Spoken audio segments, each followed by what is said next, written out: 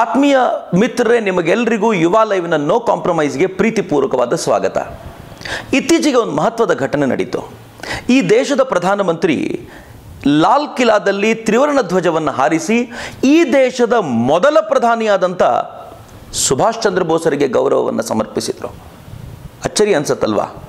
ಮೊದಲ ಪ್ರಧಾನಿ ಯಾರು ಅಂತ ಕೇಳಿದರೆ ಈ ದೇಶದ ಪುಟ್ಟ ಮಗು ಕೂಡ ಜವಾಹರ್ಲಾಲ್ ನೆಹರು ಅಂತ ಹೇಳುವ ಕಾಲಕ್ಕೆ ಈ ದೇಶದ ಪ್ರಧಾನಿಯೇ ಮೊದಲ ಪ್ರಧಾನಿ ಸುಭಾಷ್ ಚಂದ್ರ ಬೋಸರ ಗೌರವಕ್ಕೋಸ್ಕರ ತ್ರಿವರ್ಣ ಧ್ವಜವನ್ನು ಹಾರಿಸಿದ್ದಾದರೂ ಯಾಕೆ?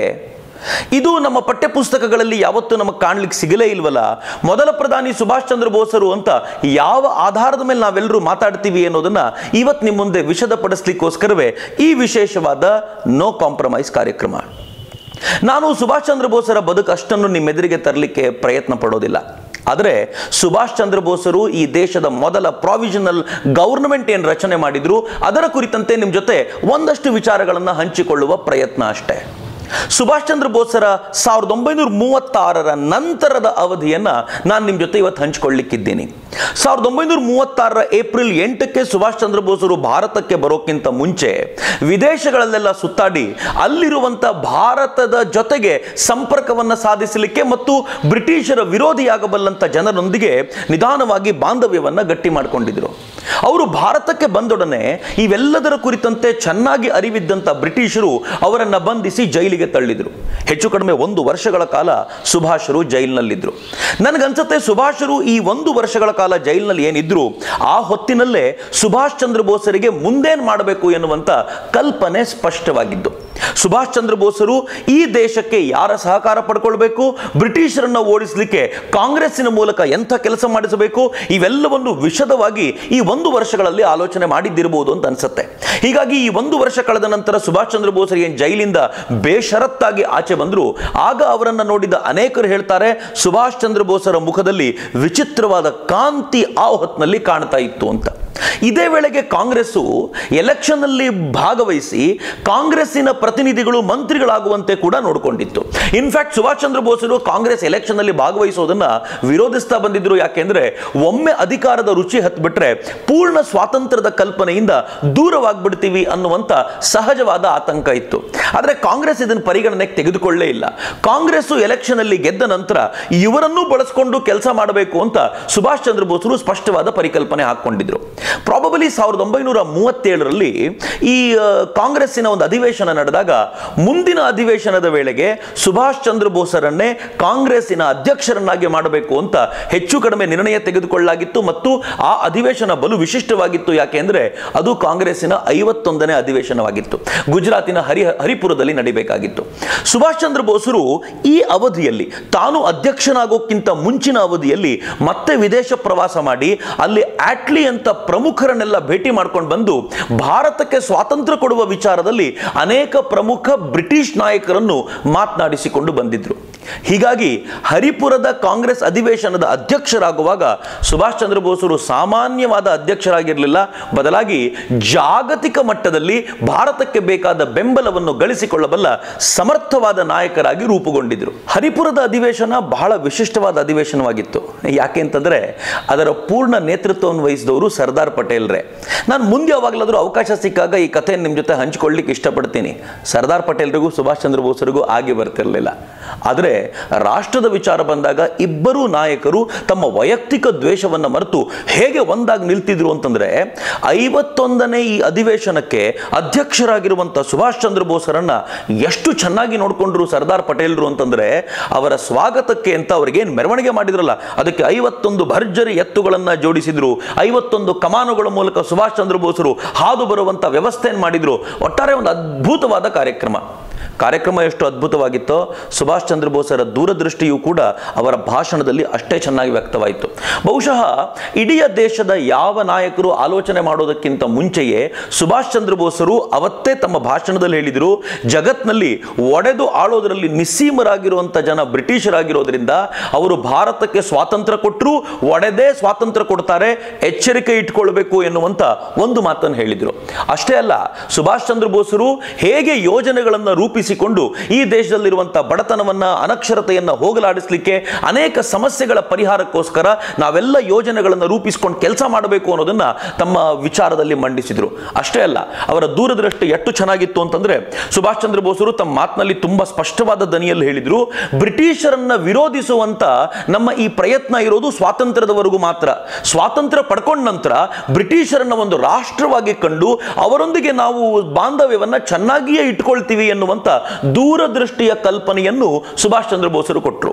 ಹಿಂದೆಲ್ಲ ಅಧ್ಯಕ್ಷರಾದವರು ಭಾಷಣ ಮಾಡ್ತಿದ್ರು, ಆನಂತರ ಗಾಂಧೀಜಿ ಏನ್ ಹೇಳ್ತಿದ್ರು ಅದರಂತೆ ಕೆಲಸ ನಡಿಬೇಕಾಗಿತ್ತು. ಆದರೆ ಸುಭಾಷ್ ಚಂದ್ರ ಬೋಸರು ಅಧ್ಯಕ್ಷರಾದ ನಂತರ ಅದರ ವ್ಯಾಪ್ತಿಯ, ಅದರ ಕಾರ್ಯಶೈಲಿಯ ಬದಲಾಗ್ತಿತ್ತು. ಈ ಅಧಿವೇಶನ ಮುಗಿದ 3 ತಿಂಗಳೊಳಗೆ ಸುಭಾಷ್ ಚಂದ್ರ ಬೋಸರು ಸಮಿತಿಗಳನ್ನೆಲ್ಲ ಚುರುಕು ಮಾಡಿಸಿ ಎಲ್ಲರನ್ನು ಕೆಲಸಕ್ಕೆ ಹಚ್ಚಿ ಯಾರೂ ಸುಮ್ಮನಿರಲಾಗದಂತೆ ಅವ್ರಿಗೆಲ್ಲರಿಗೂ ಆ ಪ್ರಯತ್ನಕ್ಕೆ ತೀವ್ರಗೊಳ್ಳುವಂತೆ ಮಾಡಿಬಿಟ್ರು. ಒಟ್ಟಾರೆ ಕಾಂಗ್ರೆಸ್ ಚುರುಕಾಗಿದ್ದು ಇದೇ ಸಂದರ್ಭದಲ್ಲಿ ಅಂತಂದ್ರೆ ಯಾರು ಇದನ್ನು ಅತಿಶಯೋಕ್ತಿ ಅಂತ ಭಾವಿಸಬೇಕಾಗಿಲ್ಲ. ಇಷ್ಟಕ್ಕೆ ನಿಲ್ಲಿಲ್ಲ. ಸುಭಾಷ್ ಚಂದ್ರ ಬೋಸರು ಇಂಡಿಯನ್ ಸೈನ್ಸ್ ಅಸೋಸಿಯೇಷನ್ನ ಆಹ್ವಾನದ ಮೇರೆಗೆ ಭಾಷಣಕ್ಕೆ ಹೋದಾಗ ಮೇಘನಾಥ್ ಸಹಾ ಅವರೊಂದಿಗೆ ಮಾತಾಡ್ತಾ ಹೇಳಿದ್ರು, ನಾವು ಕುಟೀರೋದ್ಯಮಗಳನ್ನು ಬೆಳೆಸಬೇಕು, ಖಂಡಿತವಾಗಿಯೂ ಸತ್ಯ. ಅದರೊಂದಿಗೆ ಯಂತ್ರೋದ್ಯಮಗಳನ್ನು ಚೆನ್ನಾಗಿ ಬೆಳೆಸಬೇಕು, ಇದಕ್ಕೆ ವಿಜ್ಞಾನವನ್ನು ಚೆನ್ನಾಗಿ ಉಪಯೋಗಿಸಿಕೊಂಡು ಭಾರತವನ್ನು ಸದೃಢ ಮಾಡುವುದರ ಕಲ್ಪನೆಯ ಕುರಿತಂತೆ ಮೇಘನಾಥ್ ಸಹಾ ಅವರೊಂದಿಗೆ ಮಾತನಾಡಿದರು. ಏಕತೆಯ ಕುರಿತಂತೆ ವಿಚಾರವನ್ನ, ಪ್ರಶ್ನೆಯನ್ನ ಮೇಘನಾಥ್ ಸಹಾ ಅವರು ಎತ್ತಿದಾಗ ಅವರು ಹೇಳಿದ್ರು, ಏಕತೆ ಅನ್ನುವ ಕುರಿತಂತೆ ನಾವು ಹಾಕುವ ಬಟ್ಟೆ, ಮಾತನಾಡುವ ಭಾಷೆ ಇವಿಷ್ಟೇ ಅಲ್ಲದೆ ಜನರೊಳಗೆ ಈ ಭಾವನೆಯನ್ನ ಬಲವಾಗಿ ತುಂಬಲಿಕ್ಕೂ ಕೂಡ ನಾವು ಶಿಕ್ಷಣವನ್ನು ಚೆನ್ನಾಗಿ ಬಳಸ್ಕೊಳ್ಬೇಕು ಅಂತ ತಮ್ಮ ಸ್ಪಷ್ಟ ಪರಿಕಲ್ಪನೆಯನ್ನ ಅವರು ಮುಂದಿಟ್ರು. ಎಲ್ಲವೂ ಚೆನ್ನಾಗಿ ನಡೆದಿತ್ತು. ಆದರೆ ಸುಭಾಷ್ ಚಂದ್ರ ಬೋಸರಂತ ವ್ಯಕ್ತಿಗಳು ಅವರು ಕೆಲಸ ಮಾಡುವ ವೇಗಕ್ಕೆ ಸಮಯ ಸಾಕಾಗೋದಿಲ್ಲ. ಎಷ್ಟು ಕೆಲಸ ಮಾಡಿದ್ರು ಅಂತಂದ್ರೆ, ವರ್ಷಾಂತ್ಯದಲ್ಲಿ ಸುಭಾಷ್ ಚಂದ್ರ ಬೋಸರು ಹೇಳಿದ್ರು, ನನಗೆ ಈ 1 ವರ್ಷ ಸಾಕಾಗೋದಿಲ್ಲ, ಇನ್ನೊಂದು ವರ್ಷವೂ ಕೂಡ ನಾನೇ ಅಧ್ಯಕ್ಷನಾಗಿ ಮುಂದುವರಿಬೇಕು ಅಂತ ಬಯಸ್ತಾ ಇದ್ದೀನಿ ಅಂದ್ಬಿಟ್ರು. ಪ್ರಾಬ್ಲಮ್ ಶುರುವಾಗಿದ್ದೆ ಅಲ್ಲಿ ಏನಾಯ್ತು ಅಂದ್ರೆ, ಅದುವರೆಗೂ ಕಾಂಗ್ರೆಸ್ನಲ್ಲಿ ಮಹಾತ್ಮ ಗಾಂಧೀಜಿಯೇ ನಿರ್ಧಾರ ಮಾಡ್ತಾ ಇದ್ರು, ಮುಂದಿನ ಅಧಿವೇಶನಕ್ಕೆ ಯಾರು ಅಧ್ಯಕ್ಷರಾಗಬೇಕು, ಯಾರಿಗೆ ಜವಾಬ್ದಾರಿ ಕೊಡಬೇಕು ಅಂತ ಅವ್ರು ನಿರ್ದೇಶಿಸ್ತಾ ಇದ್ರು. ಅವರು ಹೇಳಿದ ಮೇಲೆ ಇರುವಂತ ಅಧ್ಯಕ್ಷರು ಮುಂದೇನು ಅಂತ ಆಲೋಚನೆ ಮಾಡಬೇಕಿತ್ತು. ಮೊದಲನೇ ಬಾರಿಗೆ ಸುಭಾಷ್ ಚಂದ್ರ ಬೋಸರು ಹೇಳಿದ್ರು, ಇಲ್ಲ, ಕಾಂಗ್ರೆಸ್ನಲ್ಲಿ ಯಾವುದೋ ಒಬ್ಬ ವ್ಯಕ್ತಿ ಹೇಳಿದ್ದನ್ನ ನಾವು ಕೇಳಬೇಕಾದ ಪರಿಸ್ಥಿತಿ ಇರಬಾರ್ದು, ಪ್ರಜಾಪ್ರಭುತ್ವ ಇಲ್ಲೂ ಇರಬೇಕು, ಇಲ್ಲೂ ಚುನಾವಣೆಗಳನ್ನು ನಡೀಬೇಕು, ಆ ಚುನಾವಣೆಗಳಿಗೆ ತಕ್ಕಂತೆ ಸಮರ್ಥ ವ್ಯಕ್ತಿ ಆರಿಸಿ ಬರಬೇಕು, ನಾನು ಚುನಾವಣೆಗೆ ಸಿದ್ಧ ಅಂತಂದ್ರು. ಆದರೆ ಕಾಂಗ್ರೆಸ್ಸಿಗೆ ಚುನಾವಣೆಯನ್ನ ಒಪ್ಪಿಕೊಳ್ಳಲಿಕ್ಕೆ ಅವತ್ತೂ ಇಷ್ಟ ಇರಲಿಲ್ಲ. ಫಾರ್ ಯುವರ್ ಕೈಂಡ್ ಇನ್ಫಾರ್ಮೇಶನ್, ಇವತ್ತಿಗೂ ಇಷ್ಟ ಇಲ್ಲ. ಅದಕ್ಕೆ ಇವತ್ತಿಗೂ ಅದು ಆಯ್ಕೆ ಮಾಡುತ್ತೆ, ಆಯ್ಕೆಯನ್ನ ಸಮಾಜ ಒಪ್ಪಿಕೊಳ್ಳಬೇಕು ಅಷ್ಟೇ. ಯಾರಾದರೂ ಚುನಾವಣೆಗೆ ನಿಲ್ತೀವಿ ಅಂತಂದ್ರೆ ಅವರನ್ನ ಹೇಗೆ ಬದಿಗೆ ಸರಿಸಲಾಗುತ್ತೆ ಅಂತಂದ್ರೆ ಅದಕ್ಕೆ ಸುಭಾಷ್ ಚಂದ್ರ ಬೋಸರೇ ಸ್ಪಷ್ಟವಾದ ಉದಾಹರಣೆ. ಸುಭಾಷ್ ಚಂದ್ರ ಬೋಸರ ಈ ಧೋರಣೆ ಮಹಾತ್ಮ ಗಾಂಧೀಜಿಯವರ ಕಟ್ಟರ್ ಅನುಯಾಯಿಗಳಾಗಿದ್ದ ಅನೇಕರಿಗೆ ಇರಿಸುಮುರಿಸು ಉಂಟು ಮಾಡಿತು. ಸರ್ದಾರ್ ಪಟೇಲ್ರು, ಬಾಬು ರಾಜೇಂದ್ರ ಪ್ರಸಾದ್ ರಾದಿಯಾಗಿ ವರ್ಕಿಂಗ್ ಕಮಿಟಿಯಲ್ಲಿದ್ದ 7 ಜನ ಸುಭಾಷ್ ಚಂದ್ರ ಬೋಸರ ಎಲೆಕ್ಷನ್ನ ವಿಚಾರದ ಕುರಿತಂತೆ ಆಡಿದ ಮಾತುಗಳಿಗೆ ಪ್ರತಿಯಾಗಿ ಒಂದು ಹೇಳಿಕೆಯನ್ನು ರಿಲೀಸ್ ಮಾಡಿದರು. ಅಚ್ಚರಿ ಏನು ಗೊತ್ತಾ ಮಿತ್ರರೇ, ಈ 7 ಜನ ಬರೆದಿರುವಂಥ ಈ ಪತ್ರ ಡ್ರಾಫ್ಟ್ ಮಾಡಿದ್ದೇ ಮಹಾತ್ಮ ಗಾಂಧೀಜಿ ಎನ್ನುವಂಥ ಎಲ್ಲ ವಿಚಾರಗಳು, ಅದಕ್ಕೆ ಬೇಕಾಗಿರುವಂಥ ಪೂರಕ ಸಾಹಿತ್ಯ ಈಗ ಲಭ್ಯ ಇದೆ. ಅಂದರೆ ಮಹಾತ್ಮ ಗಾಂಧೀಜಿ ತಾವೇ ಹಿಂದೆ ನಿಂತುಕೊಂಡು ಸುಭಾಷರ ವಿರುದ್ಧ ಹೋರಾಟ ಮಾಡುವ ರೀತಿಯನ್ನು ರೂಪಿಸಿ ಕೊಡ್ತಾ ಇದ್ರು. ಸುಭಾಷ್ ಚಂದ್ರ ಬೋಸರು ಎಲೆಕ್ಷನ್ ನಿಲ್ಲೋದು ಖಾತ್ರಿ ಅಂತ ಆದಾಗ, ಅದಕ್ಕೆ ತಕ್ಕಂತೆ ಚುನಾವಣೆ ನಡಿಬೇಕು ಅಂತಲೂ ಆದಾಗ ಯಾರನ್ನ ಅವರೆದುರಿಗೆ ಪಿಚಿನ್ ಮಾಡಬೇಕು ಅನ್ನೋಂಥ ಪ್ರಯತ್ನ ಬಂತಲ್ಲ, ಆಗ ಮಹಾತ್ಮ ಗಾಂಧೀಜಿಯವರ ಮೊದಲ ಸೆಲೆಕ್ಷನ್ ಆಗಿದ್ದು ಸರ್ದಾರ್ ಪಟೇಲ್ರು ಬಹಳ ಬುದ್ಧಿವಂತರು. ಅವರು ದೂರದೃಷ್ಟಿ ಇದ್ದಿದ್ರಿಂದ ತಾನು ಈ ಚುನಾವಣೆಯಲ್ಲಿ ಭಾಗವಹಿಸೋದಿಲ್ಲ ಅಂತ ಹೇಳಿಯೇ ಬಿಟ್ರು. ಅದಾದ ನಂತರ ಬಾಬು ರಾಜೇಂದ್ರ ಪ್ರಸಾದ್ರು ಇದಕ್ಕೆ ನಿರಾಕರಿಸಿದ ನಂತರ ಸುಭಾಷ್ ಚಂದ್ರ ಬೋಸರಂತ ಘಟಾನುಘಟಿಯ ಎದುರು ಮಹಾತ್ಮ ಗಾಂಧೀಜಿ ವೀಕ್ ಕ್ಯಾಂಡಿಡೇಟ್ ಆಗಿದ್ದಂತ ಪಟ್ಟಾಭಿ ಸೀತಾರಾಮಯ್ಯನವ್ರನ್ನ ತಂದು ನಿಲ್ಲಿಸಿದ್ರು. ಮಹಾತ್ಮ ಗಾಂಧೀಜಿಗೆ ಏನಿತ್ತು ಅಂತಂದ್ರೆ, ಕ್ಯಾಂಡಿಡೇಟ್ ಯಾರಾದರೆ ಏನು, ತನ್ನ ಪ್ರಭಾವದಿಂದ ಎಲೆಕ್ಷನ್ ಅಲ್ಲಿ ಗೆಲ್ಲಿಸೋದು ಸುಲಭ ಅಂತ. ಸುಭಾಷ್ ಚಂದ್ರ ಬೋಸರ ಪ್ರಯತ್ನವು ಜೋರಾಗಿ ಸಾಕ್ತು. ಇತ್ತ ಮಹಾತ್ಮ ಗಾಂಧೀಜಿಯವರ ಪಾಳೆಯೂ ಕೂಡ ಅಷ್ಟೇ ಜೋರಾಗಿ 1939ರ ಈ ಕಾಂಗ್ರೆಸ್ನ ಚುನಾವಣೆ ಮರೆಯಲಾಗದ ಚುನಾವಣೆಯಾಗಿ ಮಾರ್ಪಡಿತು.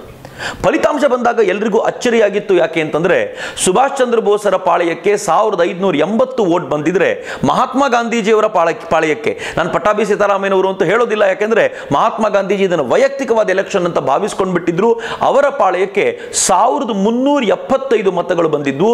ಹೆಚ್ಚು ಕಡಿಮೆ 200 ಮತಗಳ ಅಂತರದಿಂದ ಸುಭಾಷ್ ಚಂದ್ರ ಬೋಸರು ಅಧ್ಯಕ್ಷರಾಗಿ ಚುನಾಯಿತರಾಗಿದ್ದರು. ಪ್ರಜಾಪ್ರಭುತ್ವವನ್ನು ಉಳಿಸ್ಕೊಂಡು ಬಂದ್ವಿ ಅಂತ ಇವತ್ತಿಗೆ ಮಾತನಾಡುವಂಥ ಕಾಂಗ್ರೆಸ್ಸಿಗರು ಇದನ್ನು ಒಮ್ಮೆ ಇತಿಹಾಸವನ್ನು ತಿರುವಿ ಹಾಕಿ ನೋಡಬೇಕು.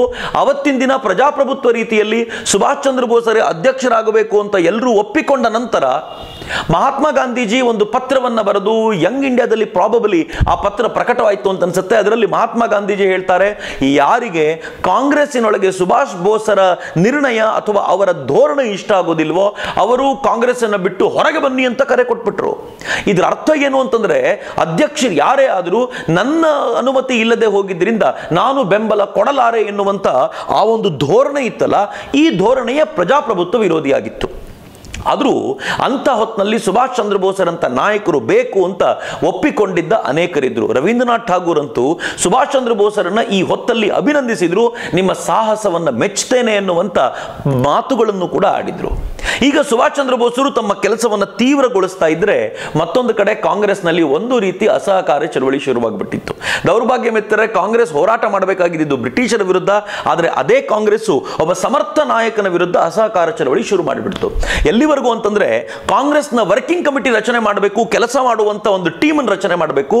ಈ ಟೀಮ್ ಅಲ್ಲಿ ಹಳೆ ತಲೆಗಳು ಅಂತ ಯಾವುದಿದ್ವೋ, ಯಾವುದಕ್ಕೆ ವೇಗವನ್ನು ಕೊಡಲಿಕ್ಕೆ ಸಾಧ್ಯ ಇಲ್ವೋ ಅದನ್ನು ಚೇಂಜ್ ಮಾಡಿ ಹೊಸ ಟೀಮ್ ಅನ್ನು ತರಬೇಕು ಅಂತ ಸುಭಾಷ್ ಚಂದ್ರ ಬೋಸರು ಉತ್ಸುಕರಾಗಿದ್ರೆ, ಇಡೀ ಕಾಂಗ್ರೆಸ್ ನಿರ್ಣಯ ಮಾಡಿತು ಮಹಾತ್ಮ ಗಾಂಧೀಜಿ ಯಾರನ್ನು ಹೇಳ್ತಾರೋ ಅವರನ್ನೇ ವರ್ಕಿಂಗ್ ಕಮಿಟಿಗೆ ಹಾಕಬೇಕು ಅಂತ.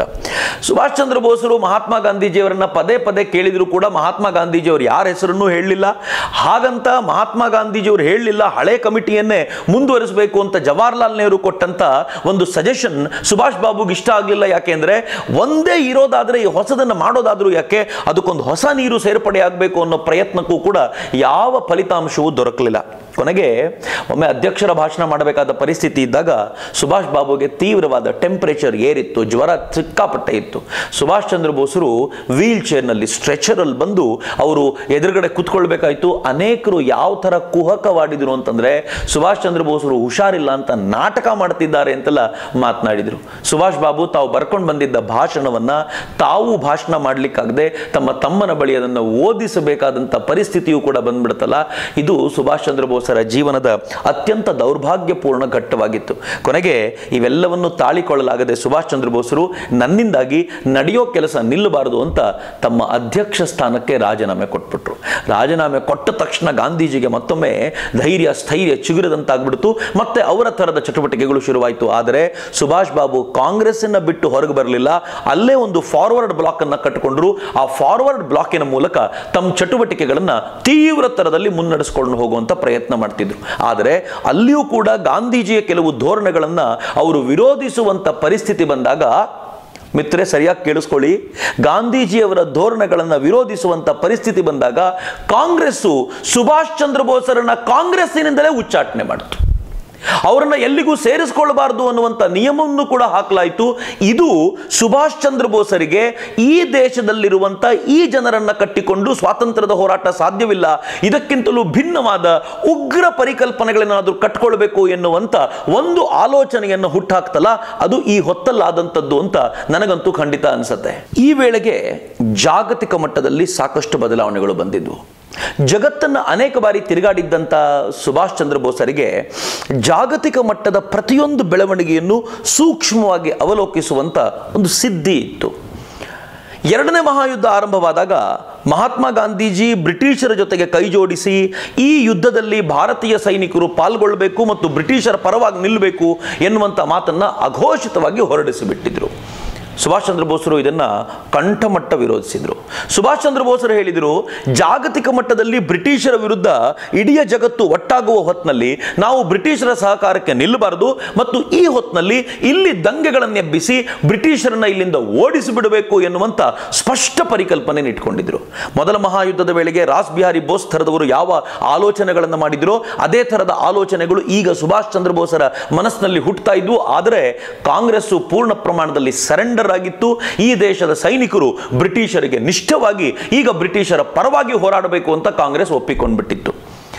ಆದರೆ ಸುಭಾಷ್ ಚಂದ್ರ ಬೋಸರ ಮನಸ್ಸಿನಲ್ಲಿ 108 ಥರದ ಆಲೋಚನೆಗಳಿದ್ವಲ್ಲ, ಮುಂದೇನಾದರೂ ಮಾಡಬೇಕು, ಹೇಗಾದರೂ ಮಾಡಿ ಭಾರತೀಯರನ್ನು ಈ ಹೊತ್ತಲ್ಲಿ ಬ್ರಿಟಿಷರ ವಿರುದ್ಧ ರೊಚ್ಚಿಗೆಬ್ಬಿಸಿ ಇಲ್ಲಿ ಬ್ರಿಟಿಷರಿಗೆ ನೆಲೆಯೂರೋದು ಸಾಧ್ಯವಾಗಬಾರದು ಎನ್ನುವಂಥ ಪ್ರಯತ್ನ ಮಾಡಲಿಕ್ಕೆ ಯಾವ್ಯಾವ ಆಲೋಚನೆಗಳು ಅಂತ ಅವರು ತಲೆ ಕೆಡಿಸ್ಕೊಳ್ತಾ ಇರುವಾಗಲೇ ಅವರಿಗನಿಸಿದ್ದು ಇದಕ್ಕೆ ಬಳಸ್ಕೊಳ್ಬೇಕಾಗಿರುವಂಥ ಒಂದು ದೊಡ್ಡ ಸಂಘಟನೆ ಏನಾದರೂ ಇದ್ದರೆ ಅದು ರಾಷ್ಟ್ರೀಯ ಸ್ವಯಂ ಸೇವಕ ಸಂಘ ಅಂತ. ಡಾಕ್ಟರ್ ಹೆಡ್ಗೆವಾರರನ್ನ ಭೇಟಿ ಮಾಡಿ ಹೇಗಾದರೂ ಸ್ವಯಂ ಸೇವಕರನ್ನು ಇದಕ್ಕೆ ಜೋಡಿಸಿಕೊಂಡು ಈ ಹೊತ್ತಲ್ಲಿ ಬ್ರಿಟಿಷರ ವಿರುದ್ಧ ಒಂದು ದೊಡ್ಡ ಆಂದೋಲನಕ್ಕೆ ಕರೆ ಕೊಡಬಹುದಾ ಅನ್ನುವಂಥ ಪ್ರಯತ್ನ ಅವರು ಮಾಡಿದ್ರು. ಆದರೆ ಅದೇ ಹೊತ್ತಿನಲ್ಲಿ ಹೆಡ್ಗೆವಾರರ ಆರೋಗ್ಯ ಸ್ಥಿತಿ ತುಂಬಾ ಚಿಂತಾಜನಕವಾಗಿತ್ತು ಮತ್ತು ಇವರು ಭೇಟಿಯಾಗಬೇಕು ಅಂತ ಬಯಸಿದ 2 ದಿನಗಳಲ್ಲಿ ಹೆಡ್ಗೆವಾರರ ಪ್ರಾಣಾಹುತಿಯೂ ಆಯಿತು. ಅದಾದ ನಂತರ ಸುಭಾಷ್ ಬಾಬು ಭೇಟಿ ಮಾಡಲಿಕ್ಕೆ ಹೋಗಿದ್ದು ಸಾವರ್ಕರ್ನ. ಇದು ಟರ್ನಿಂಗ್ ಪಾಯಿಂಟ್ ಸುಭಾಷ್ ಬಾಬುವಿರ ಲೈಫ್ನಲ್ಲಿ. ಸುಭಾಷ್ ಚಂದ್ರ ಬೋಸರು ಸಾವರ್ಕರ್ನ ಭೇಟಿ ಮಾಡಿದ ತಕ್ಷಣ ಅತ್ಯಂತ ಪ್ರೀತಿಯಿಂದ ಸ್ವಾಗತಿಸಿದ ವೀರ್ ಸಾವರ್ಕರ್ ಸುಭಾಷ್ ಬಾಬು ಅವ್ರನ್ನ ಕೇಳಿದ್ರು, ನೀವು ಏನು ಮಾಡಬೇಕು ಅಂತಿದ್ದೀರಿ ಮುಂದೆ ಅಂತ. ತಕ್ಷಣ ಸುಭಾಷ್ ಬಾಬು ಹೇಳಿದ್ರು, ನಾನು ಹಾಲ್ವೆಲ್ನ ಪ್ರತಿಮೆ ಏನಿದೆ 150 ವರ್ಷಗಳಿಗಿಂತಲೂ ಹಿಂದಿನ ಪ್ರತಿಮೆ ಅಂತ ಇವ್ರೇನು ಹೇಳ್ತಾರೆ, ಆ ಪ್ರತಿಮೆಯನ್ನು ಒಡೆದು ಹಾಕ್ಲಿಕ್ಕೋಸ್ಕರ ಒಂದು ದೊಡ್ಡ ತಂಡವನ್ನು ಕರ್ಕೊಂಡು ಹೋಗಬೇಕು ಅಂತಿದ್ದೀನಿ. ಇಡೀ ದೇಶದಲ್ಲಿ ಬ್ರಿಟಿಷ್ ಪ್ರತಿಮೆಗಳನ್ನು ನುಚ್ಚು ನೂರು ಮಾಡುವಂತ ಕರೆ ಕೊಡಬೇಕು ಅಂತಿದ್ದೀನಿ ಅಂತ. ತಕ್ಷಣ ಸಾವರ್ಕರ್ ತುಂಬಾ ಕ್ರಿಯಾಶೀಲವಾಗಿದ್ದಂಥ ಮತ್ತು ಆಲೋಚನೆ ಮಾಡಬಹುದಾಗಿದ್ದಂಥ ಅಪರೂಪದ ವ್ಯಕ್ತಿಯವರು. ಅವ್ರು ಕೇಳಿದ್ರು, ಒಂದು ಪ್ರತಿಮೆಯನ್ನು ಒಡೆಯೋದ್ರಿಂದ ಏನಾಗುತ್ತೆ, ನೀವು ಪ್ರತಿಮೆಯನ್ನು ಒಡಿಲಿಕ್ಕೆ ಹೋಗ್ತೀರಾ ಅಂತ ಗೊತ್ತಾದ ತಕ್ಷಣ ಬ್ರಿಟಿಷರು ಬರ್ತಾರೆ, ನಿಮ್ಮನ್ನು ಅರೆಸ್ಟ್ ಮಾಡ್ಕೊಂಡು ಹೋಗ್ತಾರೆ. ನಿಮ್ಮಂಥ ಪ್ರಜ್ಞಾವಂತರು ಸಮರ್ಥರು ಈ ಹೊತ್ತಿನಲ್ಲಿ ಬ್ರಿಟಿಷರ ಜೈಲುಗಳಲ್ಲಿ ಕೊಳೆಯೋದ್ರಲ್ಲಿ ಏನು ಅರ್ಥ ಇದೆ ಅಂತ ಕೇಳಿದ್ರು. ಸುಭಾಷ್ ಬಾಬುಗೆ ಸರಿ ಅನ್ನಿಸ್ತು. ಆದರೆ ಅವರಿಗೆ ತಕ್ಷಣಕ್ಕೆ ಏನಾದರೂ ಮಾಡಬೇಕು ಅನ್ನೋ ಬಯಕೆ ಇತ್ತಲ್ಲ, ಹೀಗಾಗಿ ಈ ಆಲೋಚನೆಗಳು ಹೊಮ್ತಾ ಇದ್ವು. ತಕ್ಷಣ ಸಾವರ್ಕರ್ ಹೇಳಿದರು, ನಿಮ್ಮಂಥವರು ಹೀಗೆ ಮಾಡೋ ಬದಲು ಈ ಹೊತ್ತಲ್ಲಿ ಜಗತ್ತಿನ ಯಾವ್ಯಾವ ರಾಷ್ಟ್ರಗಳು ಬ್ರಿಟಿಷರ ವಿರುದ್ಧವಾಗಿದೆಯೋ ಅಲ್ಲಿಗೆ ಹೋಗಿ ಅಲ್ಲಿರುವಂಥ ಭಾರತೀಯ ಯುದ್ಧ ಕೈದಿಗಳನ್ನು ಸಂಘಟಿಸಿ ಅವರ ಮೂಲಕ ನೀವು ಬಂಗಾಳ ಕೊಲ್ಲಿಯ ಮಾರ್ಗದಲ್ಲೋ ಅಥವಾ ಬರ್ಮಾ ಗಡಿಯಿಂದಲೋ ಒಳಗೆ ನುಗ್ಗಿ ಬ್ರಿಟಿಷರ ವಿರುದ್ಧ ಕದನಕ್ಕೆ ನಿಲ್ತೀರಾ ಅಂತ ಆದರೆ ಅಧಿಕೃತವಾಗಿ ಭಾರತವನ್ನು ಮುಕ್ತಗೊಳಿಸಬಹುದು. ಹೀಗಾಗಿಯೇ ನಾನು ಹಿಂದೂ ತರುಣರನ್ನ ಸೇನೆಗೆ ಸೇರಿ ಅಂತ ಅನೇಕ ರೀತಿಯಲ್ಲಿ ಹೇಳ್ತಾ ಇದ್ದೀನಿ. ನೀವ್ಯಾಕೆ ಈ ಪ್ರಯತ್ನ ಮಾಡಬಾರದು? ಅದಾಗಲೇ ರಾಸ್ ಬಿಹಾರಿ ಬೋಸ್ ಈ ಪ್ರಯತ್ನದಲ್ಲಿ ನಿರತರಾಗಿದ್ದಾರೆ, ನಿಮ್ಮ ಹತ್ರ ಮಾತ್ರ ಇದು ಸಾಧ್ಯವಾಗುತ್ತೆ ಅಂತ ಸುಭಾಷ್ ಚಂದ್ರ ಬೋಸರಿಗೆ ಹೊಸದೊಂದು ಆಯಾಮವನ್ನು ತೆರೆದುಕೊಟ್ರು. ಸುಭಾಷ್ ಬಾಬು ಏನೂ ಮಾತಾಡಲಿಲ್ಲ. ಕಲ್ಕತ್ತಕ್ಕೆ ಹೋಗಿ ಈ ವಿಚಾರವಾಗಿ ನಾನು ನಿರ್ಣಯ ತೆಗೆದುಕೊಳ್ತೀನಿ ಅಂತ ಹೋದ್ರು ಅಷ್ಟೇ. ಅದಾದ ನಂತರವೇ ಸುಭಾಷ್ ಚಂದ್ರ ಬೋಸರು ಮುಂದೊಮ್ಮೆ ಸಿಂಗಪುರದಿಂದ ರೇಡಿಯೋ ಮೂಲಕ ಮಾತನಾಡುವಾಗ ಏನು ಹೇಳಿದ್ರು ಗೊತ್ತಾ? ನನ್ನ ದೇಶದ ಕಾಂಗ್ರೆಸ್ಸಿನ ನಾಯಕರು ಸೈನ್ಯದಲ್ಲಿರುವಂಥ ಸೈನಿಕರನ್ನ ದೇಶದ್ರೋಹಿಗಳು ಅಂತ ಸಂಬೋಧಿಸ್ತಾ ಇರುವಾಗ ಸಾವರ್ಕರ್ ಅನ್ನುವಂಥ ಮಹಾನ್ ವ್ಯಕ್ತಿ ತರುಣರನ್ನ ಸೈನ್ಯಕ್ಕೆ ಸೇರಿ, ಯಾಕೆಂದ್ರೆ ಅಗತ್ಯ ಬಿದ್ದಾಗ ನೀವೇ ಭಾರತವನ್ನು ಉಳಿಸಬಲ್ಲಿರಿ ಎನ್ನುವಂಥ ಕಲ್ಪನೆಯನ್ನು ಕಟ್ಟಿಕೊಡ್ತಾ ಇದ್ದಾರಲ್ಲ, ಆ ಮನುಷ್ಯನ ದೂರದರ್ಶಿತ್ವಕ್ಕೆ ನಮನಗಳು ಎನ್ನುವಂಥ ಕಲ್ಪನೆಯ ಮಾತುಗಳನ್ನು ಆಡಿದ್ರಲ್ಲ, ಇದರ ಹಿಂದೆ ಸಾವರ್ಕರ್ರ ಕಲ್ಪನೆ ಇದೆ. ನಾನು ಅದಕ್ಕೆ ಹೇಳಿದ್ದು, ಸುಭಾಷ್ ಚಂದ್ರ ಬೋಸರ ಬದುಕಿನಲ್ಲಿ ಒಂದು ಟರ್ನಿಂಗ್ ಪಾಯಿಂಟ್ ಏನಾದರೂ ಇದ್ರೆ ಅದು ಸಾವರ್ಕರ್ರ ಭೇಟಿಯಾಗಿತ್ತು. ಮುಂದಿನ ಘಟನೆಗಳು ರೋಚಕವಾದ ತಿರುವಿನತ್ತ ಸುಭಾಷರನ್ನ ಕರ್ಕೊಂಡು ಹೋದವು. ಮರಳಿ ಬಂದ ಸುಭಾಷರು ತಾವು ಅವರ ಮನೆಯಲ್ಲೇ ಗೃಹ ಬಂಧನಕ್ಕೆ ಒಳಗಾಗಬೇಕಾದ ಪರಿಸ್ಥಿತಿ ಬಂತು. ಮೇಲ್ನೋಟಕ್ಕೆ ಗೃಹ ಬಂಧನವಾದರೂ ಅವರ ಒಳಗೆ ಅನೇಕ ಚಿಂತನೆಗಳ ಲೋಕವನ್ನು ತೆರೆದುಕೊಳ್ಳಲಿಕ್ಕೆ ಈ ಬಂಧನ ಅವಕಾಶವನ್ನು ಮಾಡಿಕೊಟ್ಟಿತ್ತು. ಅದಾಗಲೇ ಸುಭಾಷ್ ಬಾಬುವಿನ ಬಗ್ಗೆ ಮಾತಾಡ್ತಿದ್ದ ಅನೇಕರು ಒಂದು ಕಡೆ ಮಹಾತ್ಮ ಗಾಂಧೀಜಿಯವರ ನಿರ್ಲಕ್ಷ್ಯತನ, ಎರಡನೇದು ಕಾಂಗ್ರೆಸ್ಸಿನಿಂದ ಉಚ್ಚಾಟಿಸಲ್ಪಟ್ಟಿದ್ದು, ಮೂರನೇದು ಸುಭಾಷ್ ಬಾಬುಗೆ ಮುಂದೆ ಏನು ಮಾಡಬೇಕು ಅಂತ ತೋಚದೇ ಇರುವಂಥ ವಾತಾವರಣ ನಿರ್ಮಾಣವಾಗಿರೋದು, ಇವೆಲ್ಲವನ್ನು ನೋಡಿ ಸುಭಾಷ್ ಚಂದ್ರ ಬೋಸರು ಅಂತರ್ಮುಖಿಯಾಗ್ತಿದ್ದಾರೆ. ಅವರಿಗೀಗ ಭಗವಂತನ ಕುರಿತ ಚಿಂತನೆ ಶುರುವಾಗಿದೆ, ಇನ್ನು ಮುಂದೆ ಅವರು ಸ್ವಾತಂತ್ರ್ಯದ ಕುರಿತಂತ ಆಲೋಚನೆ ಮಾಡಲಾರರು, ಹೀಗೆಲ್ಲ ಕಲ್ಪನೆ ಅನೇಕರು ಕಟ್ಕೊಂಡಿದ್ರು ಮತ್ತು ಅದಕ್ಕೆ ತಕ್ಕಂತೆ ಸುಭಾಷರು ವ್ಯವಹರಿಸ್ತಾ ಇದ್ರು. ಅನೇಕ ಜ್ಯೋತಿಷಿಗಳನ್ನು ಮಾತನಾಡಿಸೋದು, ಸಂತರನ್ನ ಕರೆಸಿ ಮಾತನಾಡೋದು, ಇವೆಲ್ಲವನ್ನು ನೋಡ್ತಾ ಇದ್ರೆ ಅನೇಕರಿಗೆ ಸುಭಾಷ್ ಚಂದ್ರ ಬೋಸರು ಸದ್ಯದಲ್ಲೇ ಸನ್ಯಾಸಿಯಾಗಿ ಬಿಡಲಿದ್ದಾರೆ ಎನ್ನುವಂಥ ಕಲ್ಪನೆ ಬಂದಿದ್ರೆ ಯಾರೂ ಅಚ್ಚರಿ ಪಡಬೇಕಾಗಿಲ್ಲ. ಆ ಥರದ ವಾತಾವರಣವನ್ನು ಈ ಪುಣ್ಯಾತ್ಮ ರೂಪಿಸಿಕೊಂಡಿದ್ರು. ಸುಭಾಷ್ ಚಂದ್ರ ಬೋಸರ ಮನೆ ಸುತ್ತಮುತ್ತ ಯಾವಾಗಲೂ ಪಹರೆ ಕಾಯ್ತಾನೆ ಇರ್ತಿದ್ರು. ನಾನು ಆ ಮನೆಗೆ ಹೋಗಿದ್ದೀನಿ ಮಿತ್ರರೇ. ಪಶ್ಚಿಮ ಬಂಗಾಳಕ್ಕೆ ಅಥವಾ ಕಲ್ಕತ್ತಾಕ್ಕೆ ನಿಮ್ಗೆ ಹೋಗುವ ಅವಕಾಶ ಸಿಕ್ಕಾಗ ದಯಮಾಡಿ ಈ ಮನೆಗೆ ಹೋಗಿ ಬನ್ನಿ. ಸುಭಾಷ್ ಚಂದ್ರ ಬೋಸರು ವಿಶಾಲವಾಗಿರುವಂಥ ಒಂದು ಕೋಣೆಯಲ್ಲಿ ತಮಗೆ ಆಗಬೇಕಾಗಿ ಒಂದು ಕೋಣೆಯನ್ನು ಪ್ರತ್ಯೇಕವಾಗಿ ಮಾಡಿಕೊಂಡ್ರು, ಅಲ್ಲೇ ಉಳಿತಾ ಇದ್ರು. ಬೆಳಿಗ್ಗೆ ಸಂಜೆ ಯಾವಾಗ ನೋಡಿದ್ರು ಜಪ ತಪ ಧ್ಯಾನಗಳಲ್ಲಿ ನಿರತವಾಗಿದ್ದಾರೆ ಅಂತ ಹೊರಗಡೆ ಎಲ್ಲ ಸುದ್ದಿ ಹಬ್ಬಿಸಲಾಯಿತು. ಆದರೆ ಸುಭಾಷ್ ಚಂದ್ರ ಬೋಸರ ಮನಸ್ಸಿನೊಳಗೆ ಮತ್ತೊಂದು ಅದ್ಭುತವಾದ ಯೋಜನೆ ರೂಪುಗೊಳ್ತಾ ಇತ್ತು. ಪ್ರತಿನಿತ್ಯ ಸುಭಾಷ್ ಚಂದ್ರ ಬೋಸರಿಗೆ ನಾವು ತಟ್ಟೆಯಲ್ಲಿ ಊಟವನ್ನು ಕೊಡ್ತೇವೆ, ಒಳಗಿರ್ತಾರೆ, ಅವ್ರು ನಮಗೆ ಮಾತಾಡ್ಲಿಕ್ಕೂ ಸಿಗೋದಿಲ್ಲ ಅಂತ ಹಂತ ಹಂತವಾಗಿ ಸುದ್ದಿಯನ್ನು ಹೊರಗೆ ಹೇಳಲಾಯಿತು. ಜನ ನಿಶ್ಚಯ ಮಾಡಿದ್ರು ಇನ್ನು ಸುಭಾಷ್ ಚಂದ್ರ ಬೋಸರು ಸನ್ಯಾಸಿಯಾಗಿಯೇ ಹೊರಗಡೆ ಬರ್ತಾರೆ ಅನ್ನುವಂಥ ಕಲ್ಪನೆಯನ್ನು ಅನೇಕರು ಕಟ್ಕೊಂಡಿದ್ರು. ಈ ಹೊತ್ತಿನಲ್ಲಿ ಸುಭಾಷ್ ಚಂದ್ರ ಬೋಸರು ತಮ್ಮ ಅಣ್ಣನನ್ನ ಕರೆದು ಅಣ್ಣನ ಜೊತೆ ಮಾತ್ರ ಇನ್ಯಾರಿಗೂ ತಿಳಿಯದಂತೆ ಒಂದು ಭರ್ಜರಿಯಾದ ಯೋಜನೆಯನ್ನು ಅನಾವರಣ ಮಾಡಿಟ್ಟಿದ್ರು. ಸುಭಾಷ್ ಚಂದ್ರ ಬೋಸರು ಪ್ರಾಬಬಲಿ 1941 ಜನವರಿ ವೇಳೆಗೆ, ಡಿಸೆಂಬರ್ ವೇಳೆಗೆ ಅವರು ಒಳಗೆ ಸೇರ್ಕೊಂಡಿದ್ದು, ಜನವರಿ ಮಧ್ಯಭಾಗದ ವೇಳೆಗೆ ಸುಭಾಷ್ ಚಂದ್ರ ಬೋಸರು ಇದ್ದಕ್ಕಿದ್ದಂತೆ ಒಂದು ದಿನ, ಆ ವೇಳೆಗೆ ಗಡ್ಡವು ಸಾಕಷ್ಟು ಬೆಳೆದಿತ್ತು, ಅವರನ್ನು ಆ ರೂಪದಲ್ಲಿ ನೋಡಿದವರು ಯಾರೂ ಇರಲಿಲ್ಲ. ಇದ್ದಕ್ಕಿದ್ದಂತೆ ಒಂದು ರಾತ್ರಿ ತಮ್ಮ ಮನೆಯಿಂದ ಹೊರಗಡೆ ಬಂದರು. ಅದೇ ಪೊಲೀಸರ ಎದುರಿಗೆ ಒಂದು ಅಂಬಾಸಿಡರ್ ಕಾರ್ನಲ್ಲಿ, ಅವರಿಗೋಸ್ಕರ ಕಾಯ್ತಿದ್ದ ಅಂಬಾಸಿಡರ್, ಕಪ್ಪು ಅಂಬಾಸಿಡರ್ ಕಾರ್ನಲ್ಲಿ ಕುಳಿತುಕೊಂಡು ಹೊರಟೇ ಬಿಟ್ರು. ಹೊರಗಡೆ ನಿಂತಿದ್ದ ಪೊಲೀಸರು ಹಾಗೆ ಕಾಯ್ಕೊಂಡಿದ್ರು. ಸುಭಾಷರನ್ನ ಭೇಟಿ ಮಾಡಲಿಕ್ಕೆ ಬಂದ ಯಾವುದೋ ಅತಿಥಿ ಹೊರಟಿರಬಹುದು ಎನ್ನುವಂತ ಭಾವನೆಯಲ್ಲೇ ಅವರಿರುವಾಗ ಸುಭಾಷ್ ಚಂದ್ರ ಬೋಸರು ನಾಪತ್ತೆಯಾಗಿದ್ರು. ಸುಭಾಷ್ ಚಂದ್ರ ಬೋಸರು ಹೀಗೆ ಕಾಣೆಯಾಗಿದ್ದಾರೆ ಎನ್ನುವಂತ ಸುದ್ದಿ ಜಗತ್ತಿಗೆ ಗೊತ್ತಾಗಿದ್ದು 10 ದಿನಗಳ ನಂತರ.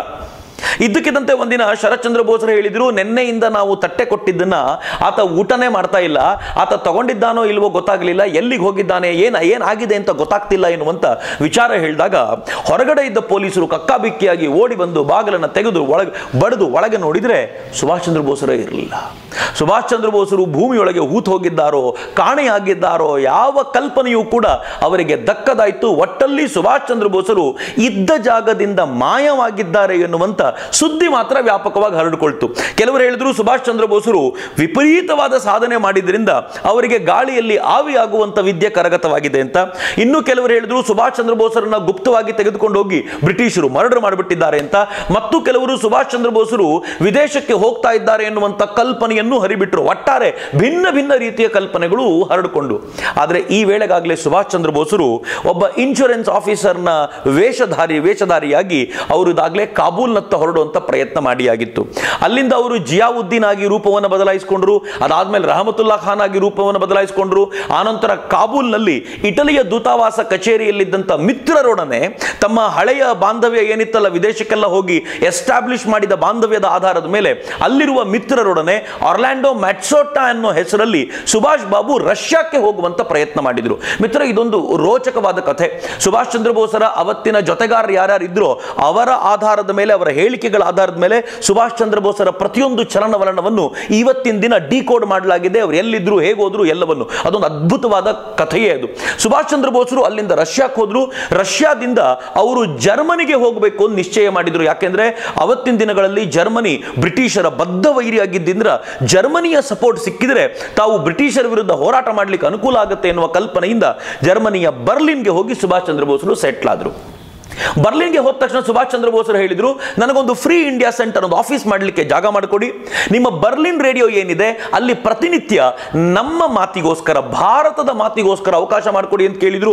ಕೊನೆಗೆ ಸುಭಾಷ್ ಚಂದ್ರ ಬೋಸರು ಭಾರತೀಯ ಯುದ್ಧ ಕೈದಿಗಳನ್ನ ಯಾರ್ಯಾರನ್ನ ಜರ್ಮನಿ ವಶಪಡಿಸಿಕೊಂಡಿದೆ ಅವ್ರ ಜೊತೆ ಮಾತಾಡಿ ಒಂದು ಇಂಡಿಯನ್ ನ್ಯಾಷನಲ್ ಆರ್ಮಿ ಕಟ್ಟುವಂತ ಒಂದು ಪ್ರೇರಣೆ ಕೊಡಲಿಕ್ಕೆ ಅವಕಾಶ ಮಾಡಿಕೊಡಿ ಅಂತ ಜರ್ಮನಿನ ಕೇಳ್ಕೊಂಡ್ರು. ಇನ್ಫ್ಯಾಕ್ಟ್ ಅವತ್ತಿನ ದಿನಗಳಲ್ಲಿ ಹಿಟ್ಲರ್ಗೆ ಭಾರತದ ಮೇಲೆ ಭಾರಿ ಅಭಿಮಾನ ಏನಿರಲಿಲ್ಲ. ಹೀಗಾಗಿ ಅವನಿಂದ ಪೂರ್ಣ ಪ್ರಮಾಣದ ಸಹಕಾರ ಸಿಗುತ್ತೆ ಅನ್ನೋದನ್ನ ಊಹಿಸಿಕೊಳ್ಳೋದು ಕಷ್ಟವಾಗಿತ್ತು. ಇಷ್ಟಾದರೂ ಕೂಡ ಬ್ರಿಟಿಷರ ಮೇಲಿನ ದ್ವೇಷದ ಕಾರಣದಿಂದಾಗಿ ಮತ್ತು ಸುಭಾಷ್ ಚಂದ್ರ ಬೋಸರ ದೂರದರ್ಶಿತ್ವ ಮತ್ತು ನಾಯಕತ್ವದ ರೀತಿಯ ಕಾರಣದಿಂದಾಗಿ ಜರ್ಮನಿ ಸುಭಾಷ್ ಚಂದ್ರ ಬೋಸರಿಗೆ ಎಲ್ಲ ರೀತಿಯ ಸಹಕಾರ ಕೊಡ್ಲಿಕ್ಕೆ ಒಪ್ಕೊಳ್ತು. ಆದರೆ ಸುಭಾಷ್ ಚಂದ್ರ ಬೋಸರ ಸ್ವಾಭಿಮಾನ ಮೆಚ್ಚಬೇಕಾದ್ದು ಮಿತ್ರರೇ. Subhash Chandra ಬೋಸರಿಗೆ Germany free India centre ನಡೆಸಲಿಕ್ಕೆ ಮತ್ತು ಅವರ ಎಲ್ಲ ಚಟುವಟಿಕೆಗಳನ್ನು ಆಕ್ಟಿವೇಟ್ ಮಾಡಲಿಕ್ಕೋಸ್ಕರ ಸಾಕಷ್ಟು ಧನ ಸಹಾಯ ಮಾಡಿತು. ಆದರೆ ಸುಭಾಷ್ ಚಂದ್ರ ಬೋಸರು ಯಾವತ್ತೂ ಅದನ್ನು ಧನ ಸಹಾಯ ಅಂದ್ಕೊಳ್ಳಿಲ್ಲ, ಬದಲಿಗೆ ಭಾರತ ಸರ್ಕಾರಕ್ಕೆ ಜರ್ಮನಿ ಕೊಡ್ತಾ ಇರುವಂಥ ಸಾಲ ಅಂತ ಭಾವಿಸಿದರು.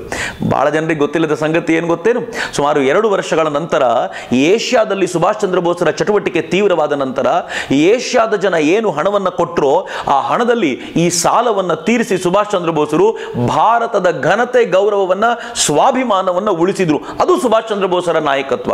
ಇದೇ ಹೊತ್ತಲ್ಲಿ ಸುಭಾಷ್ ಚಂದ್ರ ಬೋಸರು ಜೈ ಹಿಂದ್ ಅನ್ನುವಂಥ ಒಂದು ಕಲ್ಪನೆ ಕಲ್ಪನೆಯನ್ನು ಕಟ್ಟಿಕೊಟ್ಟಿದ್ದ, ಆ ಘೋಷಣೆ ಹುಟ್ಟಿದ್ದೇ ಇದೇ ಹೊತ್ತಿನಲ್ಲಿ. ಇಂಡಿಯನ್ ನ್ಯಾಷನಲ್ ಆರ್ಮಿಯ ರೂಪುರೇಷೆಗಳು ತಯಾರಾಗಿದ್ದು ಇದೇ ಹೊತ್ತಿನಲ್ಲಿ. ಅಷ್ಟೇ ಅಲ್ಲ, ಸ್ವಾತಂತ್ರ್ಯ ನಂತರ ಭಾರತ ಹೇಗಿರಬೇಕು, ಯೋಜನೆಗಳು ಹೇಗಿರಬೇಕು, ಯಾವುದ್ಯಾವುದಕ್ಕೆ ಪ್ರಯಾರಿಟಿ ಕೊಡಬೇಕು, ಎಲ್ಲ ಕಲ್ಪನೆಯನ್ನು ಸುಭಾಷ್ ಚಂದ್ರ ಬೋಸರು ಜರ್ಮನಿಯಲ್ಲಿ ಕುಳಿತು ಕಟ್ಟಿದ್ರು. ಇಂಡಿಯನ್ ನ್ಯಾಷನಲ್ ಆರ್ಮಿಯ ರೂಪುರೇಷೆಗಳನ್ನು ಕಟ್ಟಿದ್ದಲ್ಲದೆ ಆಜಾದ್ ಹಿಂದ್ ಅನ್ನುವಂಥ ರೇಡಿಯೋದಲ್ಲಿ ಹೇಗೆ ಪ್ರಸಾರ ಆಗಬೇಕು ಅನ್ನುವಂಥ ಕಲ್ಪನೆಯನ್ನು ಕಟ್ಟಿಕೊಂಡ್ರು. ಇದೇ ವೇಳೆಗೆ ಸರಿಯಾಗಿ ಬ್ರಿಟಿಷರ ಕೈಯಿಂದ ಸಿಂಗಪುರವನ್ನು ಜಪಾನ್ ಕಿತ್ಕೊಂಡ್ಬಿಡ್ತು. ಹಾಗೆ ಕಿತ್ಕೊಂಡ ದಿನ ಸುಭಾಷರಿಗೆ ಹಬ್ಬ. ಯಾಕೆಂದರೆ ತನ್ನ ಕಲ್ಪನೆಯಲ್ಲಿ ಒಂದು ಹೆಜ್ಜೆ ಮುಂದೆ ಹೋದಂತಾಯಿತು. ಯಾಕೆಂದರೆ ಸಿಂಗಪುರ ಸ್ವತಂತ್ರವಾಯ್ತಲ್ಲ ಅಂತ. ಯಾವಾಗ ಈ ಸ್ವಾತಂತ್ರ್ಯ ಸಿಂಗಪುರಕ್ಕೆ ಸಿಕ್ತೋ ಆವತ್ತಿನ ದಿನ, ಪ್ರಾಬಬ್ಲಿ ಅವ್ರು ಹೋಗಿದ್ದು ಜನವರಿಯಲ್ಲಿ, 1941 ಜನವರಿಯಲ್ಲಿ ಇಲ್ಲಿಂದ ಹೊರಟರು. 1941 ನವೆಂಬರ್ನ ವೇಳೆಗೆ ಅವರು ಒಂದು ರೇಡಿಯೋದ ಮೂಲಕ, ಬರ್ಲಿನ್ ರೇಡಿಯೋದ ಮೂಲಕ ಒಂದು ಮಾತಾಡ್ತಾ ಹೇಳಿದರು, ನಾನು ನಿಮ್ಮ ಪ್ರೀತಿಯ ಸುಭಾಷ್ ಮಾತಾಡ್ತಿದ್ದೀನಿ ಅಂತ. ಇಮ್ಯಾಜಿನ್ ಮಾಡ್ಕೊಳ್ಳಿ, 7-8 ತಿಂಗಳಿಂದ ಸುಭಾಷ್ ಚಂದ್ರ ಬೋಸರು ಬದುಕಿದ್ದಾರೋ ಇಲ್ವೋ, ಸತ್ತು ಹೋಗಿದ್ದಾರೋ, ಎಲ್ಲೋಗಿದ್ದಾರೋ, ಈ ಥರದ ಬಗೆ ಚಿಂತನೆಗಳನ್ನು ಕೇಳಿ ಗಾಬರಿಯಾಗಿದ್ದ ಭಾರತೀಯ ಜನತೆಗೆ ಇದ್ದಕ್ಕಿದ್ದಂತೆ ರೇಡಿಯೋ ಟ್ಯೂನ್ ಮಾಡಿದ ತಕ್ಷಣ ನಾನು ನಿಮ್ಮ ಸುಭಾಷ್ ಚಂದ್ರ ಬೋಸ್ ಮಾತಾಡ್ತಿದ್ದೀನಿ ಅಂತ ಕೇಳುವಾಗ ಯಾವ ಥರದ ಥ್ರಿಲ್ ಎಕ್ಸ್ಪೀರಿಯನ್ಸ್ ಆಗಿದ್ದಿರ್ಬೋದು ಅಂತ. ಹಂಗೆ ಮಾತಾಡ್ತಾ ಸುಭಾಷ್ ಚಂದ್ರ ಬೋಸರು ಹೇಳಿದರು, ನೋಡಿ ಅದಾಗಲೇ ಸಿಂಗಪುರ ಬ್ರಿಟಿಷ್ ಸಾಮ್ರಾಜ್ಯಶಾಹಿಯಿಂದ ಹೊರಗೆ ಬಂದಾಯಿತು, ಇದು ನಮ್ಮ ಪ್ರಯತ್ನದ ಮೊದಲ ಗೆಲುವು ಅಂತ ನಾನು ಭಾವಿಸ್ತೀನಿ. ಇದರ ನಂತರ ಬ್ರಿಟಿಷರಿಗೆ ಸೋಲು ಕಟ್ಟಿಟ್ಟ ಬುತ್ತಿ, ಭಾರತವನ್ನು ಹೀಗೆ ಮುಕ್ತಗೊಳಿಸೋಣ, ನಾನು ಇದರ ಜೊತೆಗೆ ಯಾವಾಗಲೂ ನಿಂತಿದ್ದೀನಿ, ಭಾರತೀಯರು ನನಗೆ ಸಹಕಾರ ಕೊಡಬೇಕು ಅಂತ ಅವರು ಕೇಳುವಾಗ ಭಾರತೀಯರಿಗೆ ಎಷ್ಟು ಆನಂದವಾಯಿತೋ ಬ್ರಿಟಿಷರ ಎದೆ ಅಷ್ಟೇ ಝಲ್ಲೆಂದಿತ್ತು. ಯಾಕೆಂದರೆ ತಮ್ಮದ್ದೇ ಜೊತೆಯಲ್ಲಿದ್ದವನೊಬ್ಬ ಶತ್ರುವಿನ ಪಾಳಯದಲ್ಲಿ ಇರುವಂಥದ್ದು ಅವರಿಂದ ಸಹಿಸಿಕೊಳ್ಳಿಕ್ಕೆ ಸಾಧ್ಯವಾಗಿರುತ್ತಿರಲಿಲ್ಲ. ಆದರೆ ಸುಭಾಷ್ ಚಂದ್ರ ಬೋಸರು ಮಾತ್ರ ಸ್ಪಷ್ಟವಾದ ದನಿಯಲ್ಲಿ ತಮ್ಮ ಇಚ್ಛೆಯನ್ನು ವ್ಯಕ್ತಪಡಿಸಿದರು. ಸುಭಾಷ್ ಚಂದ್ರ ಬೋಸರ ಈ ಕಾರ್ಯಶೈಲಿಯನ್ನು ಕಂಡೆ ಜರ್ಮನಿ ಅವರ ಜೊತೆ ಕೆಲಸ ಮಾಡ್ತಾ ಇದ್ದ ಎಲ್ಲರಿಗೂ ಕೂಡ ದೂತಾವಾಸ ಕಚೇರಿಯ ಸಿಬ್ಬಂದಿಗಳಿಗೆ ಯಾವ ಸ್ಥಾನಮಾನ ಕೊಡ್ತಾರೋ ಆ ಸ್ಥಾನಮಾನವನ್ನು ಕೊಟ್ಟಿತ್ತು. ಅವರಿಗೆ ಬೇಕಾದ ಎಲ್ಲ ವ್ಯವಸ್ಥೆಯನ್ನು ಮಾಡಿಕೊಟ್ಟಿತ್ತು. ಅವರು ಇಷ್ಟು ಚಟುವಟಿಕೆಯಿಂದ ಕ್ರಿಯಾಶೀಲರಾಗಿ ಕೆಲಸ ಮಾಡ್ತಿದ್ದಾರೆ ಅಂತ ಗೊತ್ತಾದ ಮೇಲೆನೆ ಹಿಟ್ಲರ್ ಸುಭಾಷ್ ಬಾಬುನ ಭೇಟಿ ಮಾಡ್ಲಿಕ್ಕೆ ಒಪ್ಕೊಂಡಿದ್ದು. ಸುಭಾಷ್ ಬಾಬು ಹಿಟ್ಲರ್ನ ಭೇಟಿ ಮಾಡ್ಲಿಕ್ಕೆ ಹೋಗುವಾಗ ಯಾವುದೋ ಒಬ್ಬ ಮಹಾನಾಯಕನನ್ನ ಭೇಟಿ ಮಾಡ್ಲಿಕ್ಕೆ ಹೊರಟಿರುವಂತ ಒಬ್ಬ ಸಾಮಾನ್ಯ ನಾಯಕನಾಗಿ ಹೊರಡಲಿಲ್ಲ. ಭವ್ಯ ಭಾರತದ ಮುಂದಿನ ಪ್ರತಿನಿಧಿಯಾಗಿ ನಿಂತಿರುವಂತ ಒಬ್ಬ ಸಮರ್ಥ ನಾಯಕನಾಗಿ ಹೋಗಿ ನಿಂತರು. ಅವ್ರ ಜೊತೆ ಶೇಕ್ ಹ್ಯಾಂಡ್ ಮಾಡುವಾಗ ಅದೇ ಧೈರ್ಯದಿಂದ ಮಾತನಾಡ್ತಾ ನೀವು ಭಾರತಕ್ಕೆ ಸ್ವಾತಂತ್ರ್ಯವನ್ನು ಪಡ್ಕೊಳ್ಳಿಕ್ಕೆ ಸಹಾಯ ಮಾಡಬೇಕು ಅಂತ ಹಿಟ್ಲರ್ಗೆ ನೇರವಾಗಿ ಕೇಳಿಕೊಂಡ್ರು. ಹಿಟ್ಲರ್ ಭಾರತದ ಕುರಿತಂತೆ ಇದ್ದಂತ ತನ್ನ ಎಲ್ಲ ಅಭಿಪ್ರಾಯಗಳನ್ನು ಬದಲಾಯಿಸಿಕೊಳ್ಳೋ ಹೊತ್ತು. ಆದರೆ ಹಿಟ್ಲರ್ ತುಂಬಾ ಪ್ರಾಕ್ಟಿಕಲ್ ಆಗಿ ಯೋಚನೆ ಮಾಡ್ತಾ ಭೂಪಟದಲ್ಲಿ ಭಾರತ ಮತ್ತು ಜರ್ಮನಿಯ ಡಿಸ್ಟೆನ್ಸ್ ಅನ್ನು ತೋರಿಸಿ ಇಷ್ಟು ದೂರಕ್ಕೆ ನಾವು ಸಹಕಾರ ಮಾಡೋದು ಕಷ್ಟ ಅಂದಾಗ ಸುಭಾಷ್ ಚಂದ್ರ ಬೋಸರು ನೀವು ಮಾಡ್ತೀವಿ ಅಂತ ಹೇಳಿ ಉಳಿದಿದ್ದನ್ನು ನೋಡ್ಕೊಳ್ತೀವಿ ಅಂತ ಹೇಳಿದ್ರು.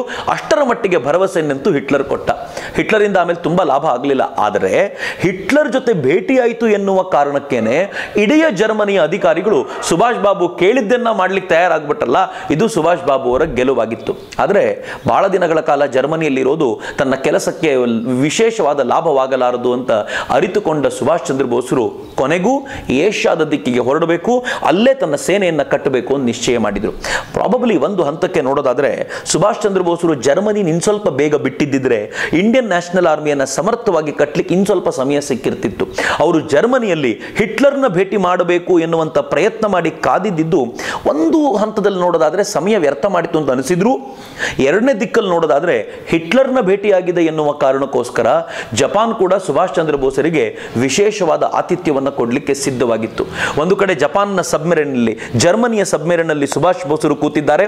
ಆ ಸಬ್ಮೆರಿನ್ ಸ್ವಲ್ಪ ದೂರ ಬರುತ್ತೆ, ಅಲ್ಲಿಂದ ಜಪಾನಿನ ಸಬ್ಮೆರಿನ್ ಅವನು ಕರ್ಕೊಂಡು ಹೋಗುತ್ತೆ. ಯುದ್ಧದ ಕಾರ್ಮೋಡದ ಹೊತ್ತಿನಲ್ಲಿ ಯಾವಾಗ ಎಲ್ಲಿಂದ ಬಾಂಬ್ ಬೀಳುತ್ತೆ ಅಂತ, ಯಾವಾಗ ಎಲ್ಲಿಂದ ಸೈನಿಕರ ಗಲಾಟೆ ನಡೆಯುತ್ತೆ ಅಂತ ಗೊತ್ತಿಲ್ಲದ ಸ್ಥಿತಿಯಲ್ಲೂ ಕೂಡ ಸುಭಾಷ್ ಬಾಬು ಒಂದು ಯಾತನಾಮಯವಾಗಿರುವಂತಹ ಯಾತ್ರೆಗೆ ಸಿದ್ಧವಾಗಿದ್ರು.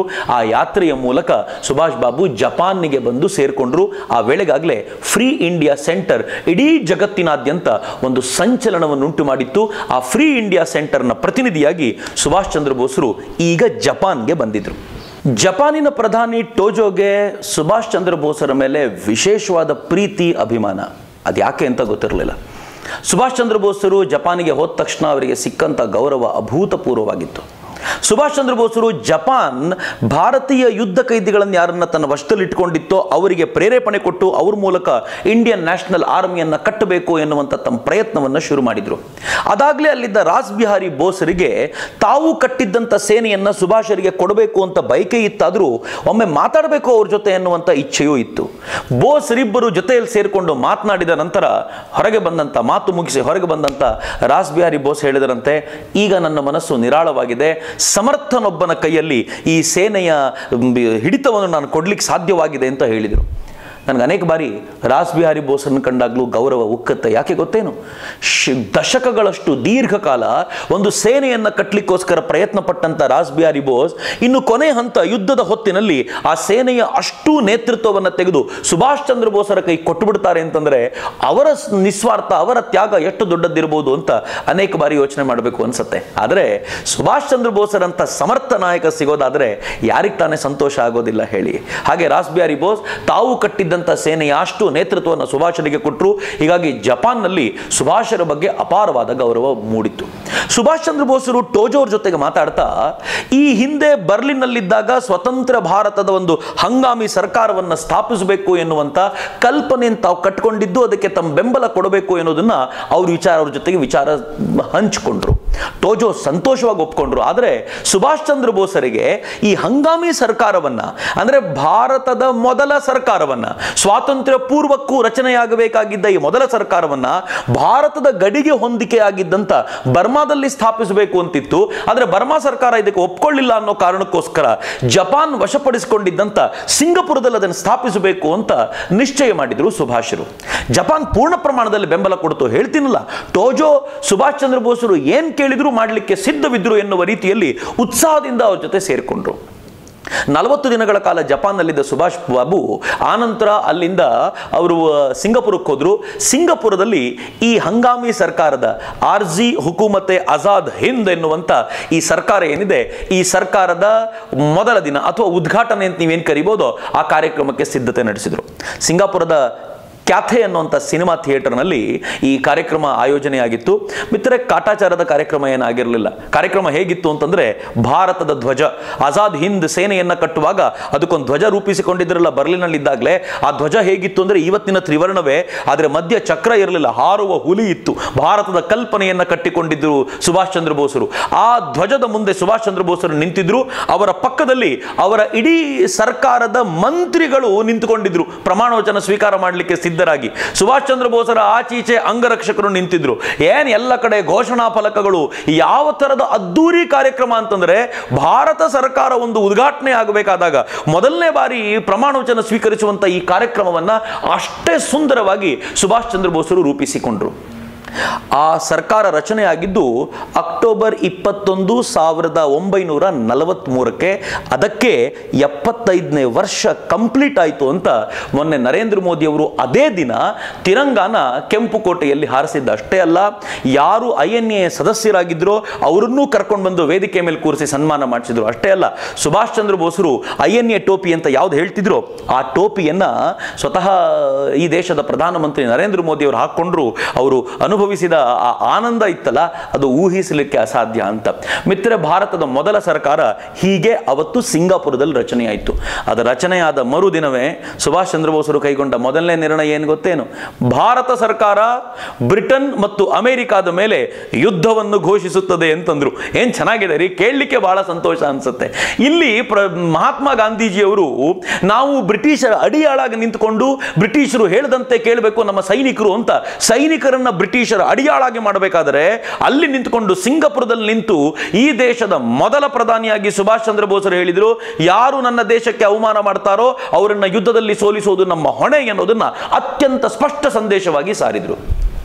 ಅಷ್ಟೇ ಅಲ್ಲ, ಸುಭಾಷ್ ಚಂದ್ರ ಬೋಸರ ಸ್ವಾಭಿಮಾನದ ಬಗ್ಗೆ ನಾನು ಹಿಂದೆಯೂ ನಿಮ್ಮ ಜೊತೆ ಮಾತಾಡಿದ್ದೀನಿ. ಸುಭಾಷ್ ಚಂದ್ರ ಬೋಸರು ಹೇಳಿದರು, ಈ ಸರ್ಕಾರದ ಅಷ್ಟು ಖರ್ಚು ವೆಚ್ಚವನ್ನು ಸಾಲದ ರೂಪದಲ್ಲಿ ಯಾರ ಹತ್ರನೂ ತೆಗೆದುಕೊಳ್ಳೋದಿಲ್ಲ, ಭಾರತೀಯರೇ ಭರಿಸಬೇಕು ಅಂತ ಅಲ್ಲಿದ್ದ ಭಾರತೀಯರನ್ನು ಪ್ರೇರೇಪಿಸಿದರು. ಆಗಲೇ ಸುಭಾಷ್ ಚಂದ್ರ ಬೋಸರು ಘೋಷಣೆ ಹೊರಡಿಸಿದ್ದು. ಅವ್ರು ಹೇಳ್ತಾರಲ್ಲ, ನೀವು ನಿಮ್ಮ ರಕ್ತವನ್ನು ಕೊಡಿ, ನಾನು ನಿಮಗೆ ಸ್ವಾತಂತ್ರ್ಯವನ್ನು ಕೊಡ್ತೀನಿ ಅಂತ. ಅವರ ಭಾಷಣವನ್ನು ಕೇಳಲಿಕ್ಕೆ, ಈ ಥರದ ಉಗ್ರವಾದ ಚಿಂತನೆಗಳಿಂದ ಕೂಡಿದ ಅವರ ಭಾಷಣಗಳನ್ನು ಕೇಳಲಿಕ್ಕೆ ಜನ ಹುಚ್ಚೆದ್ದು ಸೇರ್ತಾ ಇದ್ರು. ಭಾಷಣ ಮುಗಿದ ನಂತರ ನಂತರ ಜನ ದುಡ್ಡು ಕೊಡ್ತಿದ್ರಲ್ಲ, ಹೇಗಿತ್ತು ಗೊತ್ತೇನು? ಅನೇಕರು ತಮ್ಮ ಮನೆಗಳನ್ನು ತಂದು ಬರೆದು ಕೊಟ್ಬಿಡ್ತಿತ್ತಂತೆ ಸುಭಾಷ್ ಬಾಬುಗೆ. ಒಬ್ಬರಂತೂ ತಮ್ಮ ತೋಟವನ್ನೇ ಬರೆದು ಕೊಟ್ಟರು.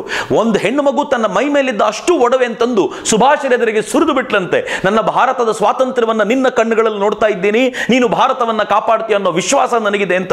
ಇದು ಸುಭಾಷ್ ಚಂದ್ರ ಬೋಸರು ಜಾಗತಿಕ ಮಟ್ಟದಲ್ಲಿ ಉಂಟು ಮಾಡಿದ ಸಂಚಲನ ಅಂತ.